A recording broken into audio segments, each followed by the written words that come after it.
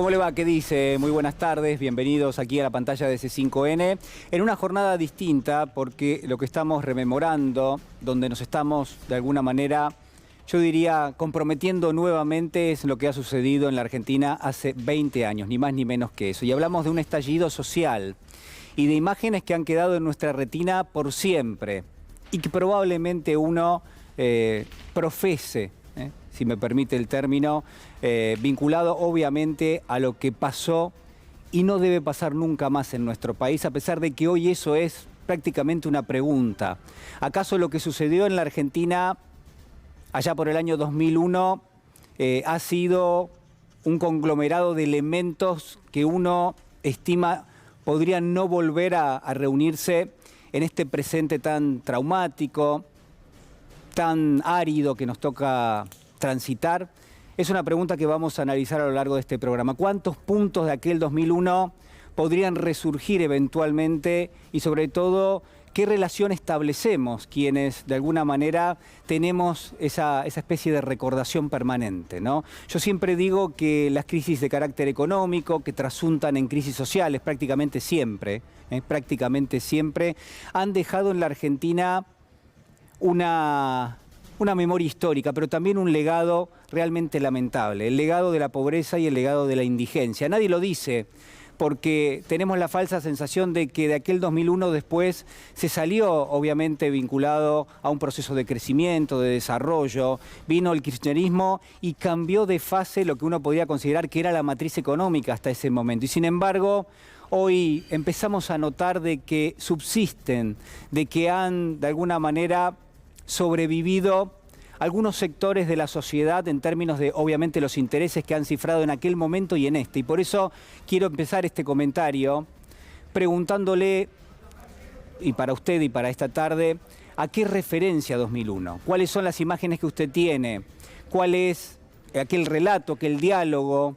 Quizás aquel periodista que le estaba hablando, sobre todo en aquellos meses tan traumáticos, tan difíciles, y sobre todas las cosas, quiero preguntarle si en algún momento usted relaciona aquello que ha sucedido con la pobreza que hoy tiene la Argentina, con la indigencia que hoy tiene, y si también lo relaciona con los elementos que estaban instalados previamente a esa crisis, porque esa crisis nacía años antes.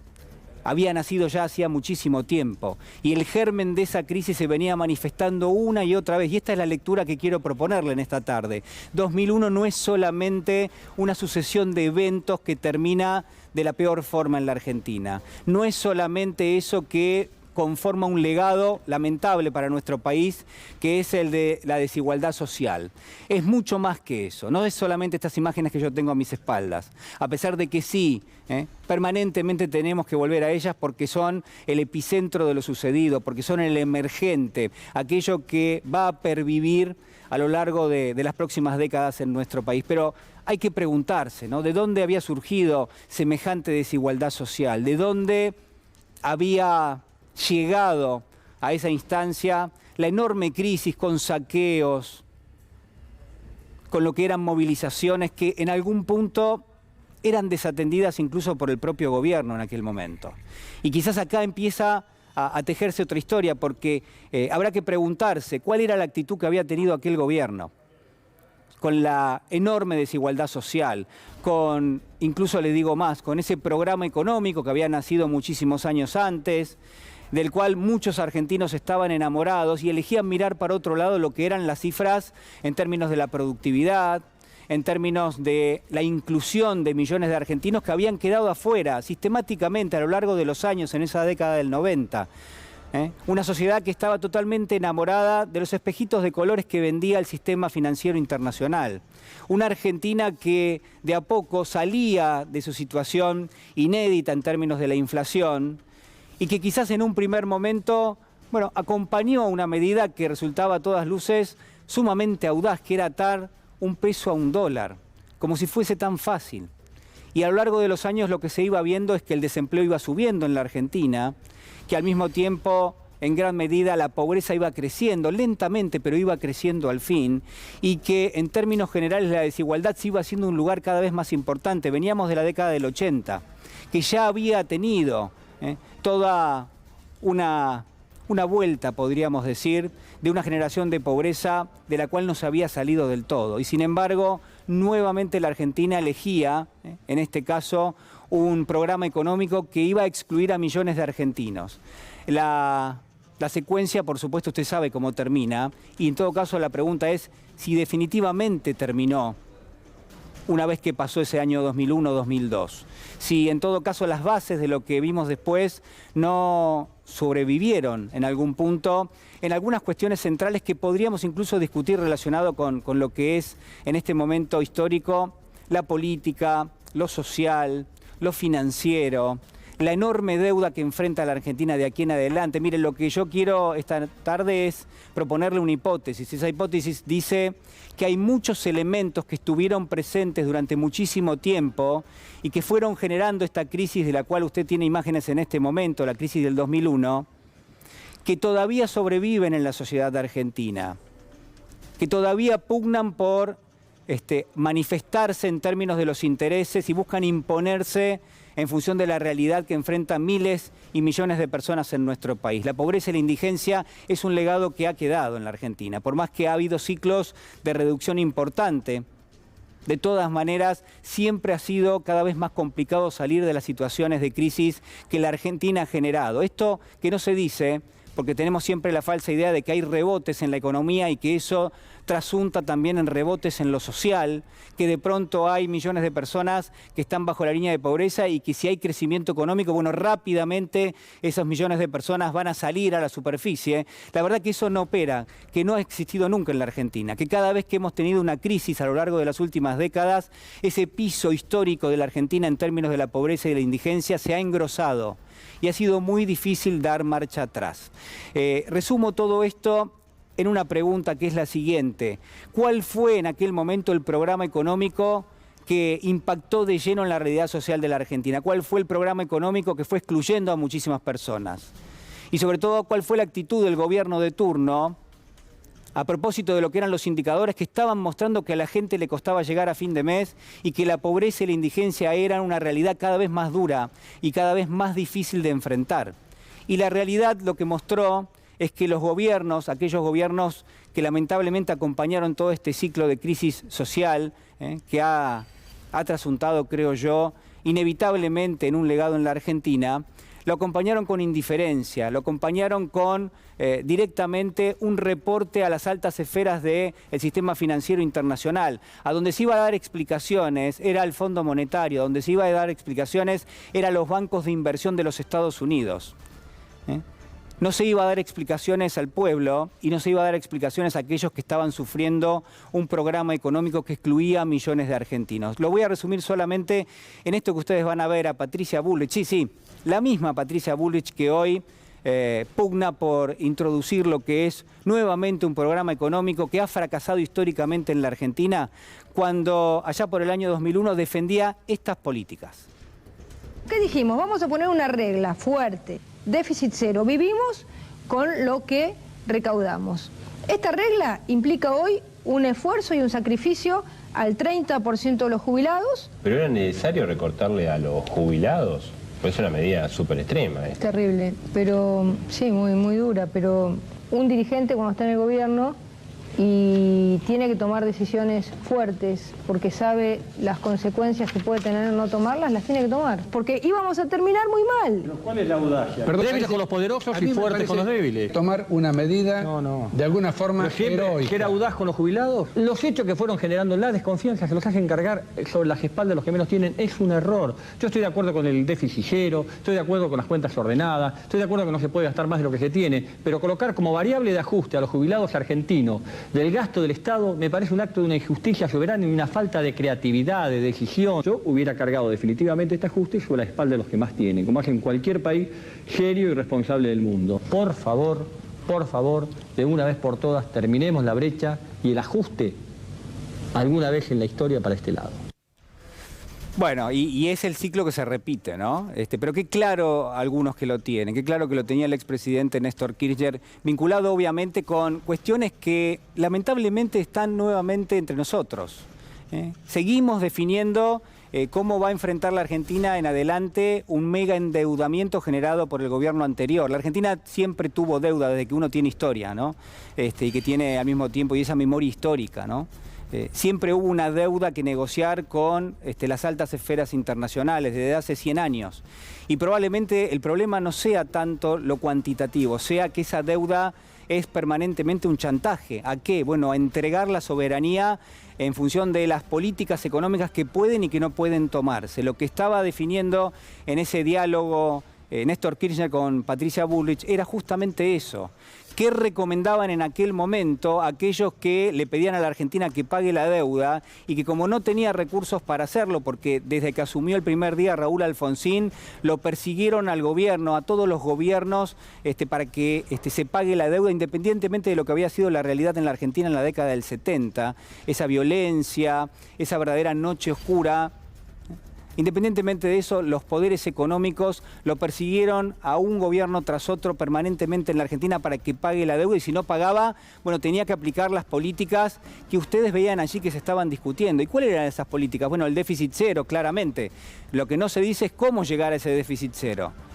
Y lo que se proponía en aquel momento, y uno se pregunta, ¿y lo que se propone hoy qué, no? Es ajustar sobre los que menos tienen. Esa es la propuesta. En todo caso, habrá que ver cuál es el margen de acción que tienen los gobiernos.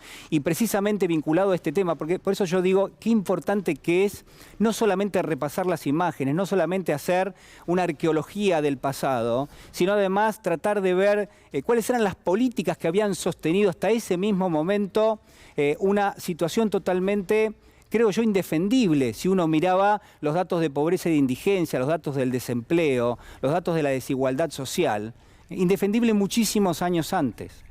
Entonces la pregunta es, bueno, ¿cuáles son hoy por hoy los elementos que están alrededor nuestro y que vuelven a traernos en parte esa misma realidad? Afortunadamente no hay saqueos, afortunadamente no hay que lamentar víctimas fatales, pero está claro que en términos de los niveles de desigualdad, de pobreza y de indigencia, bueno, habrá que ver cuán lejos estamos de esa situación.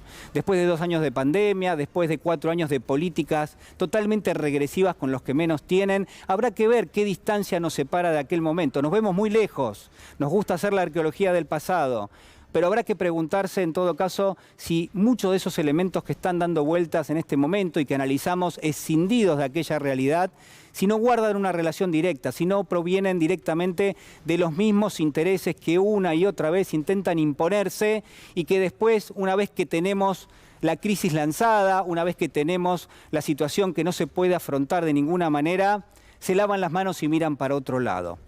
Se lavan las manos y miran para otro lado. Y esto es importante estar despiertos, es importante estar atentos, porque uno después se pregunta ¿cómo no lo vimos venir? Esa es la pregunta. ¿Cómo no nos dimos cuenta de que eso estaba pasando? ¿Cómo no nos dimos cuenta que el desenlace iba por ese lado? Y es lo mismo que uno podría preguntarse vinculado con el 2001, que las ciencias políticas, que la sociología se preguntaron una vez sucedido, ¿cómo no nos dimos cuenta? ¿Cuáles son las categorías que nos fallaron para el análisis? ¿Por qué no pudimos hacer una reflexión, que es flexionarnos nuevamente sobre algo para tratar de meternos de lleno en esa dinámica? Y la pregunta se la traigo al presente para terminar. ¿Qué es, en gran medida, el error fundamental que hoy tenemos y que uno podría, de alguna manera, empezar a entender? Bueno, justamente ese, ¿no? ¿Cuáles son las categorías de análisis?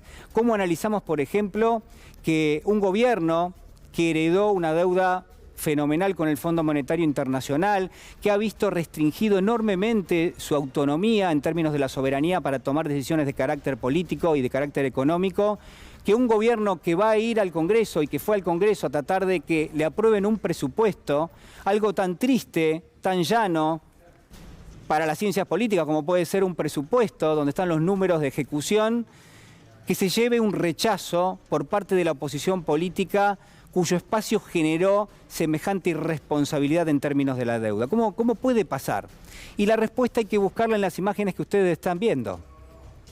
Porque siempre se lleva a un límite, siempre se busca cruzar esa barrera, siempre se busca desestabilizar. Y la pregunta nuevamente es, ¿acaso no se está buscando nuevamente desestabilizar en la República Argentina? ¿No se está buscando que suba el dólar? ¿No se está buscando que se genere esa sensación de incertidumbre?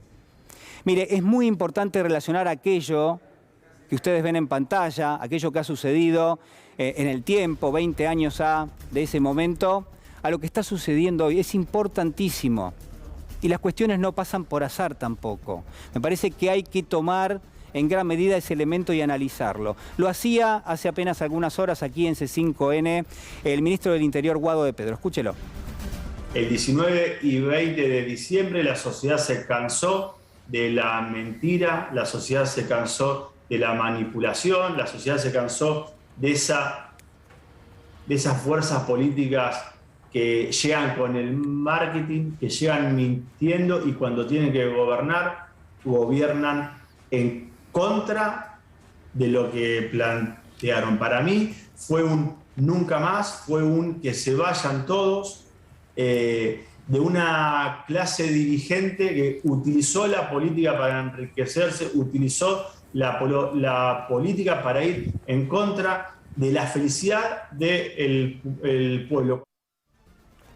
La pregunta es, ¿cuál es el objetivo político que está detrás de esto, ¿no? Vamos a analizar en instantes nada más lo que ha sucedido en el Congreso nuevamente, quizás con otra mirada, con una mirada distinta, un poco más analítica, y sobre todo la pregunta de qué puede pasar de aquí en adelante, qué puede pasar en términos de la discusión con el Fondo Monetario Internacional. ¿La Argentina va a estar más débil desde ahora para discutir con el fondo, para tratar de cerrar un nuevo programa con el organismo? No tener un presupuesto nos genera mayor asimetría entre un deudor y un acreedor a la hora de ir a trazar lo que van a ser los lineamientos, que escuche bien, no es solamente para pagarle al fondo. Los lineamientos que va a pelear la Argentina es ni más ni menos que para conducir el destino de millones de argentinos. Y sobre todo de aquellos que menos tienen, que son los que menos libertad tienen siempre, a pesar de los libertarios, ¿no?, que dicen otra cosa. Entonces, en ese momento, en ese punto, en esa circunstancia, la verdad es que a todas luces, como mínimo, habrá que analizar por qué la oposición política en este momento tan importante decide mirar para otro lado, decide ser indiferente, con todas las contradicciones del planeta en el medio, porque han sido los que han generado en gran medida uno de los principales desequilibrios que tienen las cuentas públicas, como es el endeudamiento. Pero de todas maneras, la pregunta va por la política y por lo político. ¿Cuál es el objetivo que está detrás de todo esto? Para último y para terminar, porque siempre me parece que es importante seguirle los pasos a aquel que está negociando por la Argentina con el Fondo Monetario Internacional, escúchelo al ministro de Economía, Martín Guzmán. El asunto con el presupuesto fue claramente un hecho político. Fue un hecho político que muestra el Estado claramente no avanzado en términos del desarrollo en el cual está la Argentina como Estado-nación, en donde las fuerzas políticas llegan a una situación en la cual lo que se le rechaza es al país la posibilidad de contar con una ley de presupuesto que dé previsibilidad. Es un problema como Estado-nación el que vivimos. Y eso nos daña, eso nos lastima dentro de la Argentina y nos lastima hacia el mundo, en donde la oposición lo que hizo fue claramente competir a ver quién era más opositor al gobierno, es oponerse solamente por el hecho de oponerse.